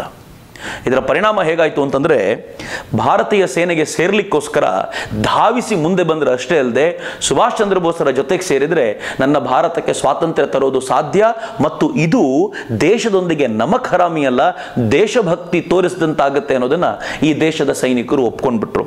ಭಾಳ ಹೇಳಲಿಕ್ಕೆ ಏನಿಲ್ಲ ಇನ್ನು. ಅದೇ ಹೊತ್ತಲ್ಲಿ ಪೂರ್ವ ಏಷ್ಯಾದ ದೇಶಗಳವರ ಸಭೆ ನಡೆದಿತ್ತು. ಎಲ್ಲ ದೇಶಗಳ ಪ್ರಮುಖರು ಬಂದಿದ್ದರು. ಮಿತ್ರರೇ, ಭಾರತದ ಪರವಾಗಿ ನನ್ನ ದೇಶದ ಮೊದಲ ಪ್ರಧಾನಿ ಸುಭಾಷ್ ಚಂದ್ರ ಬೋಸರು ಆ ಪೂರ್ವ ಏಷ್ಯಾದ ದೇಶಗಳ ಎಲ್ಲ ಜನರ ನಡುವೆ ತಾವು ಕೂತಿದ್ರು. ಎಲ್ಲ ದೇಶಗಳ ಜನರು ಮಾತಾಡೋಕ್ಕಿಂತ ಮುಂಚೆ ಒಂದು ನಿರ್ಣಯ ತೆಗೆದುಕೊಂಡರು. ಎಲ್ಲರೂ ಯುದ್ಧಕ್ಕೆ ಭಾಗವಹಿಸೋಣ ಮತ್ತು ಭಾರತದ ಸ್ವಾತಂತ್ರ್ಯಕ್ಕೋಸ್ಕರ ಎಲ್ಲರೂ ಬೆಂಬಲ ಕೊಡೋಣ ಅಂತ ಪೂರ್ವ ಏಷ್ಯಾ ದೇಶಗಳು ನಮ್ಮ ಬೆಂಬಲಕ್ಕೆ ನಿಂತು. ಯಾವ ಕೆಲಸವನ್ನು ಮಹಾತ್ಮ ಗಾಂಧೀಜಿ ಮಾಡ್ಲಿಕ್ಕೆ ಆಗಿರಲಿಲ್ವೋ, ಯಾವ ಕೆಲಸವನ್ನ ಜವಾಹರ್ಲಾಲ್ ನೆಹರು ಆನಂತರವೂ ಸ್ವಾತಂತ್ರ್ಯ ಬಂದಂತರವೂ ಮಾಡಲಿಕ್ಕಾಗಲಿಲ್ವೋ, ಆ ಕೆಲಸವನ್ನು ಸ್ವಾತಂತ್ರ್ಯಕ್ಕಿಂತಲೂ ಮುಂಚೆಯೇ ಸುಭಾಷ್ ಚಂದ್ರ ಬೋಸರು ಸ್ಪಷ್ಟವಾಗಿ ಮಾಡ್ಕೊಳ್ಳಿಕ್ಕೆ ಸಾಧ್ಯ ಆಯಿತು. ಎಲ್ಲರ ಮಾತು ನಡೀತಾ ಇತ್ತು. ಈ ಮಾತಿನ ನಡುವೆ ಸುಭಾಷ್ ಚಂದ್ರ ಬೋಸರು ಮಾತನಾಡುವ ಸರದಿ ಬಂದಾಗ ನೆರೆದಿದ್ದದನ್ನು ಕೇಕೆ ಹಾಕಿದರಂತೆ, ಹುಚ್ಚೆದ್ದು ಕೂಗಿದರಂತೆ ಅವ್ರ ಮಾತನ್ನು ಕೇಳಬೇಕು ಅಂತ. ಆ ಮಾತನ್ನು ಆಡ್ಲಿಕ್ಕೆ ನಿಂತ ಸುಭಾಷ್ ಬಾಬು ಈ ದೇಶದ, ನನ್ನ ದೇಶದ ಸ್ವಾತಂತ್ರ್ಯದ ಕುರಿತಂತೆ ಮಾತಾಡುವಾಗ ಕಣ್ಣೀರು ಹಾಕಿದ್ದನ್ನು ಅವತ್ತಿನ ದಿನದ ಕಾರ್ಯಕ್ರಮದಲ್ಲಿದ್ದವರು ನೆನಪಿಸಿಕೊಳ್ತಾರೆ. ಆನಂತರದ ದಿನಗಳೆಲ್ಲ ತುಂಬ ಪಾಪ್ಯುಲರ್ ಆದಂಥ ಸಂಗತಿ ಆಯಿತು. ಸುಭಾಷ್ ಚಂದ್ರ ಬೋಸರ ಆ ಮಾತುಗಳನ್ನು ಕೇಳಿದ ನಂತರ ಟೋಜೋ ಎದ್ದು ನಿಂತ್ಕೊಂಡು ಭಾರತದ ಸ್ವಾತಂತ್ರ್ಯಕ್ಕೆ ಪರಿಪೂರ್ಣವಾದ ಬೆಂಬಲ ಕೊಡ್ತೀವಿ ಅಂತ ಹೇಳಿದ್ದನ್ನು ಕೂಡ ಆನಂತರದ ದಿನಗಳಲ್ಲಿ ರೆಕಾರ್ಡ್ ಮಾಡ್ತಾರೆ. ಇಷ್ಟನ್ನು ಯಾಕೆ ನಿಮ್ಮ ಜೊತೆ ಹಂಚಿಕೊಂಡೆ ಅಂತಂದರೆ, ಈ ದೇಶದ ಮೊದಲ ಪ್ರಧಾನಿ ಯಾರು ಅಂತ ಕೇಳಿದಾಗ ಅಫ್ಕೋರ್ಸ್ ಸಂವಿಧಾನಿಕವಾಗಿ ಅಧಿಕೃತವಾಗಿ ನಾವು ಜವಾಹರ್ಲಾಲ್ ನೆಹರು ಅಂತ ಹೇಳ್ತೀವಿ. ಆದರೆ ಹೆಮ್ಮೆ ಪಡಿ ಮಿತ್ರರೇ, ಈ ದೇಶಕ್ಕೆ ಏನಾದರೂ ಭವಿಷ್ಯ ಇವತ್ತು ಕಾಣ್ತಾ ಇದೆ ಅಂತಂದರೆ ಅದಕ್ಕೆ ಕಾರಣ ಮೊದಲ ಪ್ರಧಾನಿಯಾಗಿ ರಾಷ್ಟ್ರಧ್ವಜವನ್ನು ಹಾರಿಸಿ ಜಗತ್ತಿನ ಮುಂದೆ ಭಾರತ ಪ್ರತಿಬಿಂಬಿಸಿದ್ದು ಸುಭಾಷ್ ಚಂದ್ರ ಬೋಸರನ್ನ ಎನ್ನುವ ಕಾರಣಕ್ಕೆ ಎಲ್ಲೋ ದೂರದಲ್ಲೊಂದು ಆಶಾಕಿರಣ. ಭಾರತದ ಭವಿಷ್ಯ ಇವತ್ತು ಏನು ಹೊಳಿತಾ ಇದೆ ಅದಕ್ಕೆ ಕಾರಣ ಇದೇ ಇರ್ಬೋದು ಅಂತ ಅನ್ಸುತ್ತೆ. ನಾವೆಲ್ಲರೂ ಆ ಸುಭಾಷ್ ಬಾಬು ಅವರ ಜೀವನವನ್ನು ನೆನಪಿಸಿಕೊಳ್ಬೇಕು, ಅದನ್ನು ಮುಂದಿನ ಪೀಳಿಗೆಗೆ ವರ್ಗಾಯಿಸುವ ಪ್ರಯತ್ನ ಮಾಡಬೇಕು. ಇಂಥ ಸುಭಾಷರ ಜೀವನದ ಕೊನೆ ಇನ್ನೂ ರೋಚಕವಾಗಿರುವಂಥದ್ದು. ಅವರು ತೀರಿಕೊಂಡಿದ್ದಾರೆ ಇಲ್ಲ, ಈ ಎಲ್ಲ ಗೊಂದಲಗಳಿವೆಯಲ್ಲ, ಅದು ಕೂಡ ನಾವು ಈ ಹಿಂದೆ ಲಾಲ್ ಬಹದ್ದೂರ್ ಶಾಸ್ತ್ರಿಯವರ ಜೀವನದ ಆ ಕೊನೆಯ ಘಟ್ಟಗಳನ್ನು ಹೇಗೆ ವಿಶ್ಲೇಷಿಸಿದ್ವೋ ಅಷ್ಟೇ ರೋಚಕವಾಗಿರುವಂಥದ್ದು. ಒಂದಿನ ಆ ಪುಟಗಳನ್ನು ನಿಮ್ಮೆದುರಿಗೆ ತೆರೆದಿಡುವಂಥ ಪ್ರಯತ್ನ ಮಾಡ್ತೀನಿ. ಆದರೆ ಸದ್ಯಕ್ಕೆ ಈ ದೇಶದ ಮೊದಲ ಪ್ರಧಾನಿ ಸುಭಾಷ್ ಚಂದ್ರ ಬೋಸರು ಏಕೆ ಎನ್ನುವಂಥ ಈ ಕಥನವನ್ನು ನಿಮ್ಮ ಜೊತೆ ಹಂಚಿಕೊಳ್ಳಿಕ್ಕೆ ಅವಕಾಶ ಸಿಕ್ಕಿದ್ದಕ್ಕೆ ಭಾಳ ಹೆಮ್ಮೆ ಅನ್ನಿಸ್ತಾ ಇದೆ. ಸುಭಾಷ್ ಚಂದ್ರ ಬೋಸರಿಗೆ ಹೃದಯಾಂತರಾಳದ ಕೃತಜ್ಞತೆಗಳನ್ನು, ಧನ್ಯವಾದಗಳನ್ನು ಸಮರ್ಪಿಸೋಣ. ಜೈ ಹಿಂದ್.